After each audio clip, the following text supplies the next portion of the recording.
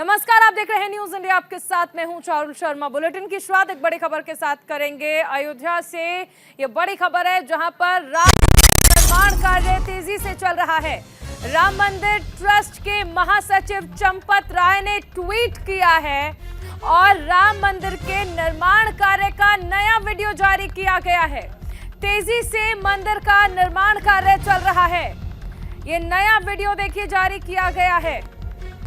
आप देख सकते हैं कि राम मंदिर निर्माण कार्य तेजी से चल रहा है। राम मंदिर ट्रस्ट के महासचिव चंपत राय ने ट्वीट किया है और वीडियो जारी किया है। आप देख सकते हैं भव्य तरीके से राम मंदिर का निर्माण किया जा रहा है। नया वीडियो आप देख सकते हैं। राम मंदिर निर्माण कार्य तेजी से चल रहा है और देखिए लगातार वीडियो जो है वो भी आ रहे हैं जिसमें आप देख सकते हैं कि किस तरह से भव्य तरीके से राम मंदिर को बनाया जा रहा है।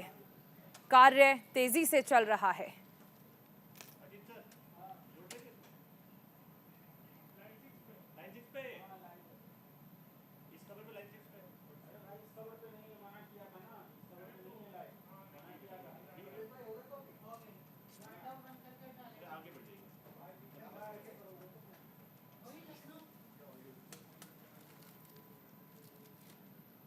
चलिए आगे बढ़ते। एक और बड़ी खबर अनंतनाग से आ रही है। अनंतनाग में शहीद हुए जवानों का अंतिम संस्कार किया जाएगा। आज शहीद मेजर आशीष का होगा अंतिम संस्कार। पानीपत में मेजर आशीष का अंतिम संस्कार किया जाएगा। शहीद कर्नल मनप्रीत का भी आज अंतिम संस्कार किया जाना है। पंचकुला में शहीद मनप्रीत को अंतिम विदाई आज दी जाएगी। डीएसपी हुमायूं भट्ट को भी अंतिम सलामी दी गई। एलजी मनोज सिन्हा समेत कई अधिकारियों ने श्रद्धांजलि भी दी। जम्मू कश्मीर के अनंतनाग जिले में छिपे आतंकियों को ढेर करने के लिए सेना और पुलिस की टीम सर्च ऑपरेशन चला रही थी और इस दौरान आतंकियों ने सुरक्षा बलों पर फायरिंग कर दी। इस मुठभेड़ में सेना के 2 अधिकारी colonel Manpreet Singh, battalion commander major Ashish और डीएसपी हुमायूं भट्ट शहीद हो गए। जम्मू कश्मीर के उपराज्यपाल मनोज सिन्हा समेत कई नेताओं ने शहीद ऑफिसर्स को श्रद्धांजलि दी। जम्मू कश्मीर के उपराज्यपाल मनोज सिन्हा ने शहीद ऑफिसर्स को श्रद्धांजलि दी। आज colonel Manpreet Singh, battalion commander major Ashish Dhaunik का पानीपत और पंचकुला में अंतिम संस्कार किया जाएगा।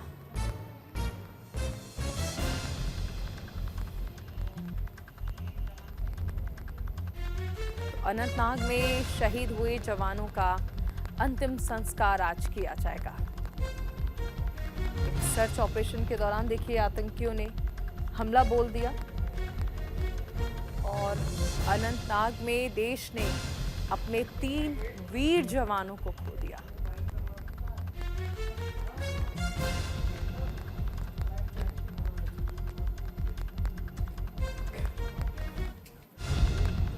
अनंतनाग में शहीद हुए जवानों का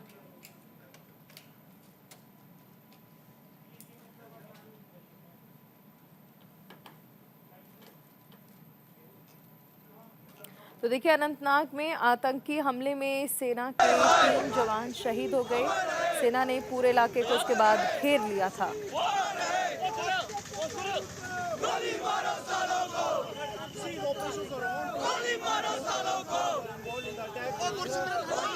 देखिए जम्मू में प्रदर्शन हो रहा है।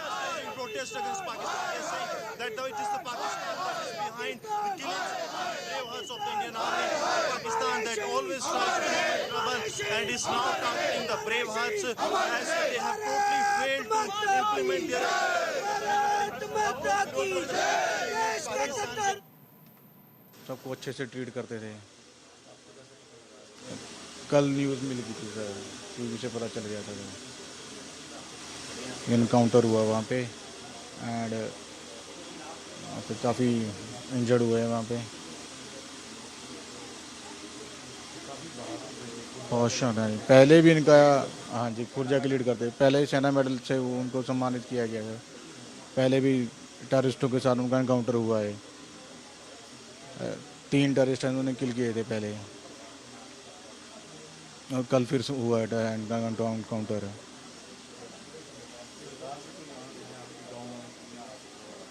सरकार से सर कोई नहीं भी क्या मांग कर रहे हैं।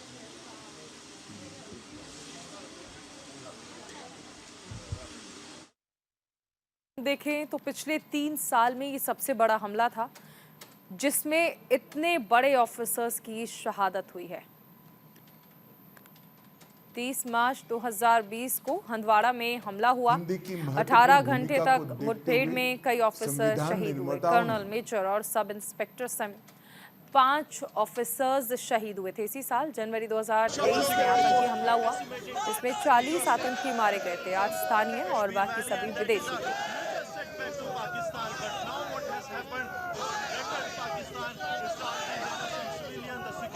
तो देखिए, जम्मू कश्मीर से बुधवार को एक ऐसी खबर आई जिसने पूरे देश को गमगीन कर दिया। अनंतनाग में सुरक्षा बलों और आतंकियों के बीच हुई मुठभेड़ में 3 सपूत शहीद हो गए।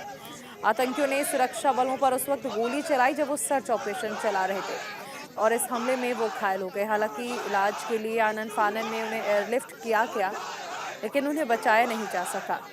सेना के colonel Manpreet Singh, battalion commanding major Ashish और जम्मू कश्मीर पुलिस के डीएसपी हुमायूं भट्ट की शहादत से पूरा देश स्तब्ध रह गया। अनंतनाग जिले के कोकोरेनाग इलाके में आतंकियों के साथ मुठभेड़ में सेना ने 3 जाबाज सपूतों को खो दिया। दरअसल सर्च ऑपरेशन के दौरान आतंकियों ने सुरक्षा बलों को निशाना बनाया। सेना और पुलिस अब दोनों पाकिस्तानी आतंकियों के सफाई के लिए ऑपरेशन चला रहे हैं। जम्मू कश्मीर के अनंतनाग और राजौरी में सुरक्षा बलों और आतंकियों के बीच मुठभेड़ हुई। पाकिस्तान से आए आतंकियों की ओर से होने वाले इस दुस्साहस ने एक बार फिर से याद दिला दिया कि घाटी से आतंक का सफाया अभी भी बाकी है। हालांकि इस दुस्साहस के बाद वहां पर विरोध प्रदर्शन हो रहा है। आप देख सकते हैं कि लोग प्रदर्शन कर रहे हैं। देश ने अपने 3 जाबाज सपूतों को खो दिया है। इसका विरोध देखिए हो रहा है आतंकियों की। पढ़ाई के बाद घर का देखना, तो छुट्टी आना, वो भी हाँ, छोटा भाई है संदीप सिंह, जो उसने भी ग्रेजुएशन की और अभी जो उनके फादर की जॉब थी ना, वो छोटे भाई संदीप सिंह को जो सम्मान किया गवर्नमेंट ने पंजाब यूनिवर्सिटी में, अभी लॉ डिपार्टमेंट में रहे, उसके बाद एडमिन ब्लॉक में है, अभी कॉन्स ब्रांच में।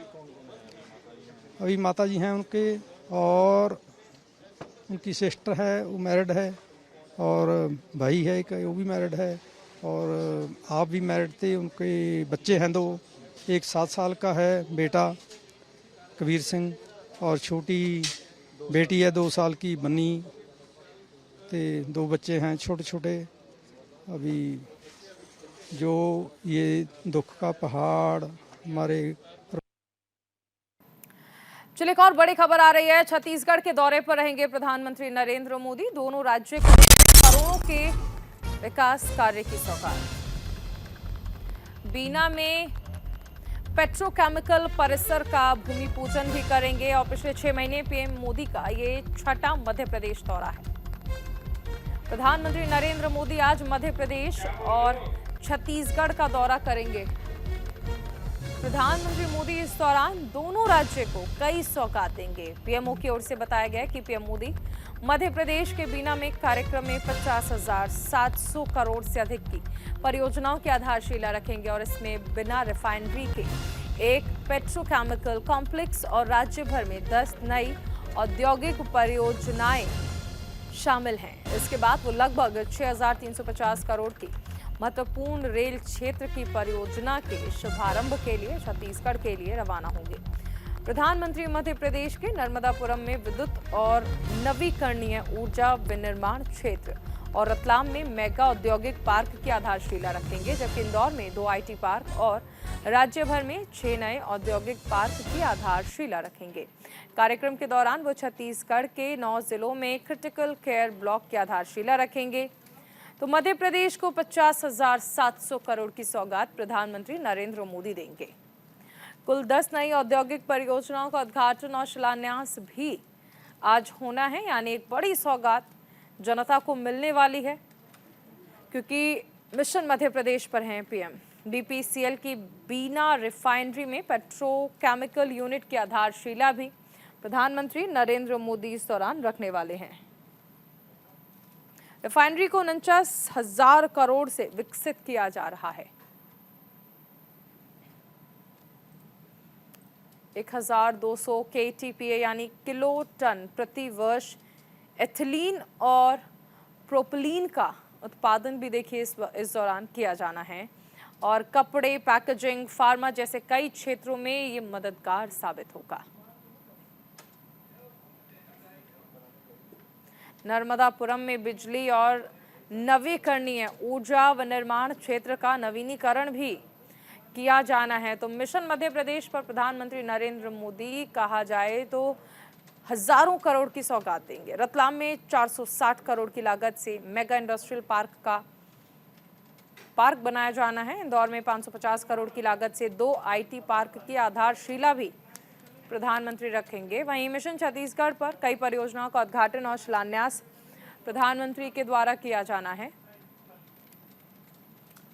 लगभग 6,350 करोड़ की रेल परियोजना का उद्घाटन प्रधानमंत्री करेंगे।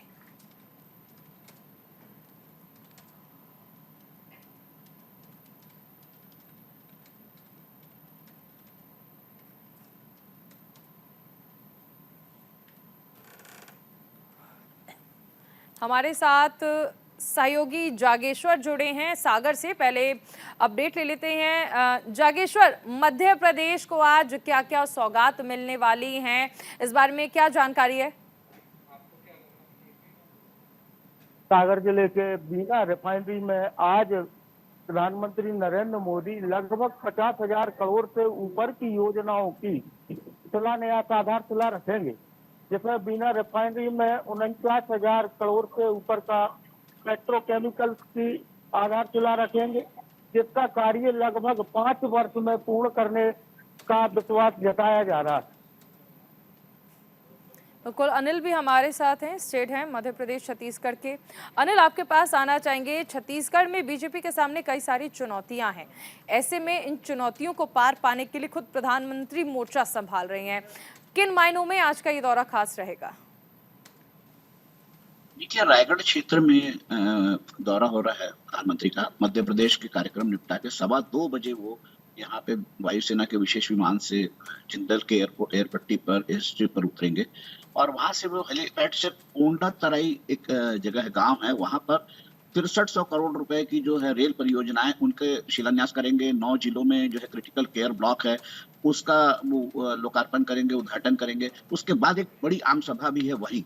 तो वहां पर 2 डोम बनाए गए हैं। एक सरकारी कार्यक्रम के लिए बनाया गया है जिस पर ये शिलान्यास और भूमि पूजन का कार्यक्रम होगा और लोकार्पण का कार्यक्रम होगा। उसके साथ ही एक डोम अलग से बना है जहां पर आम सभा होगी। आम सभा की जबरदस्त तैयारी की गई है। कल ही यहाँ से जो है डीजीपी और चीफ सेक्रेटरी ने वहां का दौरा किया, सुरक्षा व्यवस्था की जायजा लिया। उद्घाटन, उनका स्वागत के लिए मुख्यमंत्री जो भूपेश बघेल है वो वहां उपलब्ध नहीं रहेंगे क्योंकि उनके कार्यक्रम यहाँ पहले से है। उनका स्वागत यहाँ के उप मुख्यमंत्री टीएस सिंहदेव करेंगे।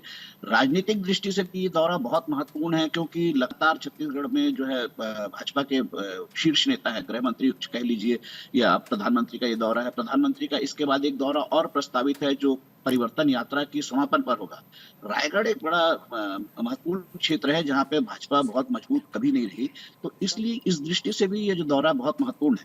चारों बिल्कुल, देखिए मध्य प्रदेश की भी बात कर लेते हैं, लौटेंगे अनिल आपके पास। अगर हम देखें तो मध्य प्रदेश में चुनाव होना है जागेश्वर, और इस लिहाज से बेहद अहम है क्योंकि पिछली बार क्या अगर हम 2018 की बात करें, मध्य प्रदेश में कांग्रेस को अच्छा खासा समर्थन मिला था, सरकार भी बनाई थी, लेकिन कमी अपने ही विधायकों की रही। इस लिहाज से कांग्रेस के पास एक प्लस पॉइंट था। लेकिन अगर हम इस बार की बात कर ले तो क्या लगता है, क्या चुनौतियां बीजेपी के सामने हैं और कांग्रेस के सामने? जी बिल्कुल, ऐसा देखने में लग रहा है कि प्रधानमंत्री का 1 महीने में 2 बार एक ही जिले में दौरा कहीं ना कहीं ये दर्शाता है कि कहीं ना कहीं सरकार कमजोर है। मध्य प्रदेश में सौगातों का अंबार लगाया जा रहा है। इससे भी ये लगता है कि कहीं ना कहीं भाजपा कमजोर है। और देखने में ये भी आ रहा है कि भारतीय जनता पार्टी में गुटबाजी के चलते हुए भी अमित शाह और नरेंद्र मोदी को मध्य प्रदेश के बार बार दौरे करने पड़ रहे हैं। जी बिल्कुल जागेश्वर, बने रहिए। अनिल भी हमारे साथ हैं। अनिल, देखिए, मध्य प्रदेश में गुटबाजी एक ऐसा मुद्दा रहा है जिसकी वजह से कई बार हम देखते हैं कि सरकार भी बदल जाती है। छत्तीसगढ़ के राजनीतिक समीकरणों की बात कर ले तो क्या कहते हैं समीकरण? देखिए, छत्तीसगढ़ में गुटबाजी तो देखिए न केवल मध्य प्रदेश, छत्तीसगढ़ में और भाजपा से ज्यादा कांग्रेस में है। कांग्रेस में तो अभी तक इनका जो है उप मुख्यमंत्री 2.5 साल के मुख्यमंत्री फार्मूले को लेकर लड़ाई झगड़ा चलता रहा, लेकिन अंत में जो है टी.एस. सिंहदेव को उप मुख्यमंत्री बनाकर संतुष्ट कर दिया गया। और अभी यहाँ पर असंतोष पर तो कांग्रेस ने देखने से ऊपर से तो नियंत्रण पा लिया है, लेकिन जो गुटबाजी और असंतोष की बात है चारुल, वो दरअसल सामने आती है टिकट वितरण के बाद।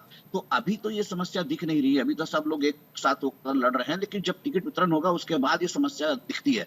वैसे देखा जाए तो कायदे से यहाँ पर भाजपा जो है, जो पिछले 5 सालों में बहुत बड़ा 4 सालों में जो बड़ी निष्क्रिय थी, वो इस 1 साल में बहुत एक्टिव मोड में है। और लगातार जो भाजपा के शीर्ष नेता यहाँ दौरा कर रहे हैं, चाहे जगत प्रकाश नड्डा कह लीजिए, चाहे गृह मंत्री अमित शाह कह लीजिए, या प्रधानमंत्री भी कह लीजिए, अभी आज आ रहे हैं और कुछ दिनों बाद उनका फिर से एक दौरा है। तो ये एक प्रकार से जो है भाजपा के अंदर फिर से जान फूंकने की कोशिश है। 3 बार वो सरकार में रही, हैट्रिक लगाई थी सरकार की, उसके बाद बहुत बुरी हार भाजपा को झेलना पड़ता।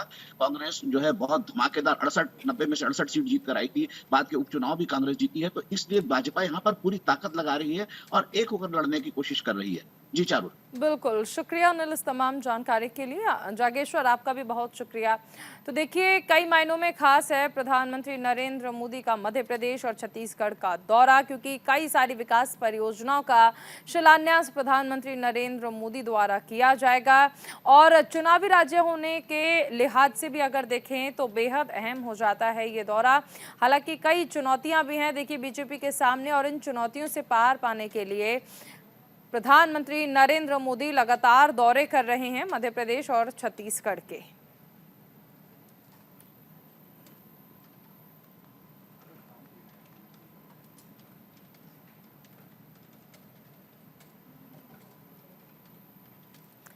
चलिए आगे बढ़ते, एक बड़ी खबर आ रही है। यूपी पुलिस और एनएसजी की संयुक्त मॉक ड्रिल हुई है। ऑपरेशन गांडीव वी के तहत ये मॉक ड्रिल की गई है। लोक भवन और विधान भवन में ये मॉक ड्रिल की गई है। आतंकी हमले से निपटने का संयुक्त अभ्यास किया गया। मॉक ड्रिल सुबह 7 बजे से 9 बजे तक चली। यूपी पुलिस और एनएसजी कमांडो की संयुक्त मॉक ड्रिल आज सुबह भी जारी रही, जब आतंकियों को मुकाबला करने के लिए लोक भवन के ऊपर सेना का हेलीकॉप्टर पहुंचा। इस दौरान एनएसजी के कमांडो रस्सी के सारे हेलीकॉप्टर से नीचे उतरते हुए दिखाई दिए और फिर उन्होंने मोर्चा संभाल लिया। लोक भवन और विधान भवन में ये मॉक ड्रिल सुबह 7 बजे से 9 बजे तक हुई। इसके बाद यूपी पुलिस और एनएसजी की जॉइंट पीसीबी होगी। एनएसजी और यूपी पुलिस की संयुक्त mock drill operation Gandiv V का हिस्सा है। ये संयुक्त मॉक ड्रिल आतंकी गतिविधियों से निपटने के लिए की गई है। देखिए, राम मंदिर का निर्माण कार्य एक तरफ चल रहा है, उसका उद्घाटन भी होना है। ऐसी तमाम बड़े आयोजन को लेकर ही ये मॉक ड्रिल जो है वो लगातार की जा रही है, टाइम पर की जा रही है, ताकि अगर ऐसी कोई भी स्थिति बनती है तो उसका डटकर सामना करने के लिए सेना और एनएसजी के जो कमांडोज हैं वो पूरी तरह से तैयार रहें।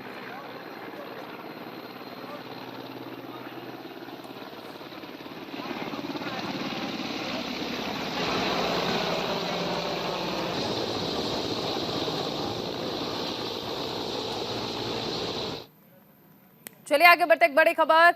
G20 के सफल आयोजन पर पाकिस्तान में चर्चाएं हो रही हैं। G20 को लेकर पाकिस्तानी लोगों की प्रतिक्रिया आई है।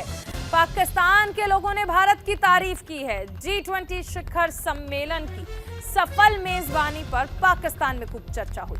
पाकिस्तान के लोगों ने भारत की जमकर तारीफ की। पाकिस्तानी लोगों ने कहा कि हमारे पड़ोसी देश में G20 की बैठक हो रही है और पाकिस्तान के आवाम को पता तक नहीं है कि पड़ोस में क्या हो रहा है। G20 की बैठक पाकिस्तान में होनी चाहिए थी, मगर ये भारत में हुई। पाकिस्तान अर्थव्यवस्था और सुरक्षा के हवाले से बहुत पीछे चल रहा है। वहीं एक और शख्स ने कहा कि जब शीर्ष 20 देशों के प्रमुख देश का दौरा करते हैं तो ये देश के लिए सम्मान की बात होती है। इससे भारतीय अर्थव्यवस्था को कई लाभ मिलेंगे।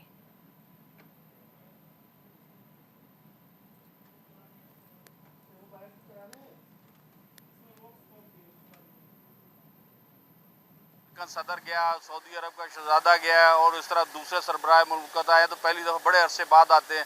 तो ये एक ऑनर होता है उस मुल्क के लिए, जिस मुल्क में पूरी दुनिया के जो 20 मुल्कों के जो टॉप 20 हैं वो लोग पहुंचते हैं और वो पहुंच के एक ऑनर तो होता है उसका।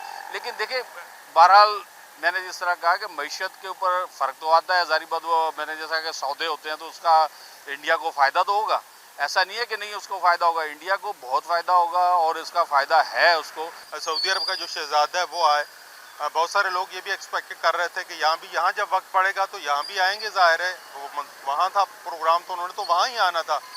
लेकिन मैं समझता हूँ कि पूरी दुनिया में जब इतनी बड़ी कॉन्फ्रेंसेस होती हैं जो माशी सतह पे हों तो वो तो ज़ाहिर है पूरी दुनिया में उनका चीज़ें जो है ना लोग उनको उसी अंदाज से देखते हैं कि ये आगे बढ़ रहे हैं लोग और उसमें काम कर रहे हैं।